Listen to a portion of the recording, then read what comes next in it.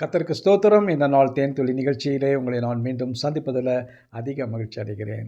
இந்த நாளில் நேற்றைய தினத்தில் ஆபிரகாமுடைய நீதியை குறித்து, அவனுடைய விசுவாசத்தை குறித்து பார்த்தோம். அது அவனுக்கு நீதியாக எண்ணப்பட்டது என்று பார்த்தோம்.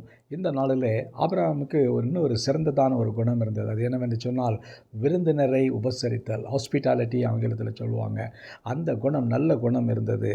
அதை குறித்து பார்க்கும் பொழுது அவன் அந்த நாளிலே அதிக செல்வந்தனாக இருந்தபடியினாலே எல்லாரையும் அன்பு கூர்ந்தான், எல்லாருக்கும் உதவி செய்தான்னு பார்க்குறோம். அந்த நாளிலே பார்க்கும் பொழுது தேவன் அந்த இடத்துல கீழே இறங்கி வந்தார் என்று பார்க்கிறோம்.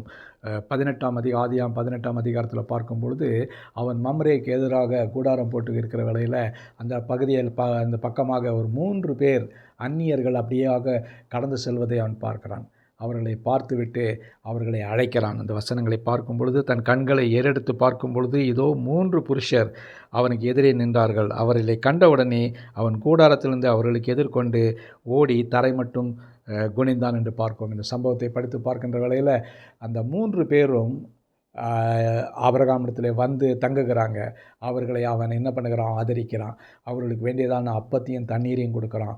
அவனுடைய கறவல் ஆடுகளில் ஒன்றை நன்றாக பிடித்து அதை பாலிலே சமைத்து அந்த இடத்துல கொடுக்குறான். அப்படிப்பட்டதான ஒரு நல்ல குணங்கள் அவனுக்கு காணப்பட்டது.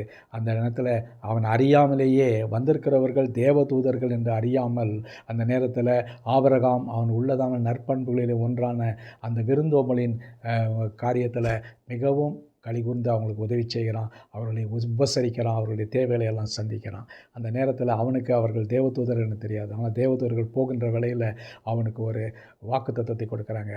உன்னுடைய மனைவி ஆகிய சாராய் உற்பத்தி காலத்தில் ஒரு குமாரனை பெறுவாள் என்று. அந்த இடத்துல அவர்கள் கொடுத்ததான ஆசீர்வாதத்தின்படியாக ஏற்ற வேளையில் இந்த மலடியாக இருந்ததான 90 வயதுக்கு மேலே அதிகமாக இருந்ததான சாராய் கர்ப்பந்தரித்தாள் என்று பார்க்கிறோம். ஆகவே இந்த வசனம் ஒன்று சொல்லப்படுகிறது, தேவனால் கூடாத காரியம், இது தேவனால் கூடாத காரியம் என்று சொல்கிறார். ஆனால் தேவனால் எல்லாமே ஆகும் என்று பார்க்கிறோம். இந்த தேவதூதர்கள் சொன்னது போல அவர்களுக்கு ஈசாக்கு பிறந்தான் என்று பார்க்கிறோம்.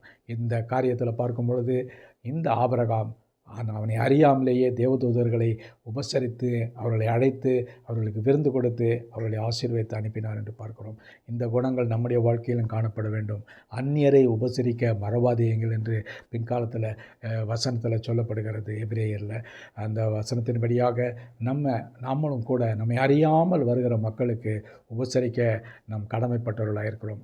இப்படி செய்கிறதுனாலே நாம் அறியாமல் சில நேரங்களிலே தேவதூதர்களுக்கு உதவி செய்யக்கூடியதை போல காணப்படுகிறது. நம்முடைய வாழ்க்கையிலும் இந்த ஆபிரகாம் இருந்த நல்ல நற்பண்புகள் நமக்கும் இருக்கட்டும். நல்ல ஆண்டவரே, நன்றியோட துதிக்கிறோம், சுத்தரிக்கிறோம். இந்த வேளையில் கூட விசேஷமாக ஆண்டவரே, ஆபிரகாமுக்கு இருந்ததான் இந்த சிறந்த நற்பண்புக்காக நன்றி செலுத்துகிறோம். ஆசீர்வதிங்க, வழி நடத்துருங்க. மீட்பர் இயேசுவின் நாமத்தில் ஜெபிக்கிறேன் நல்ல பிதாவே. ஆமென், ஆமென். கர்த்தர் உங்களை ஆசீர்வதிப்பாராக. இந்த நாள் உங்களுக்கு ஒரு ஆசீர்வாதமான ஒரு நாளாக அமையட்டும்.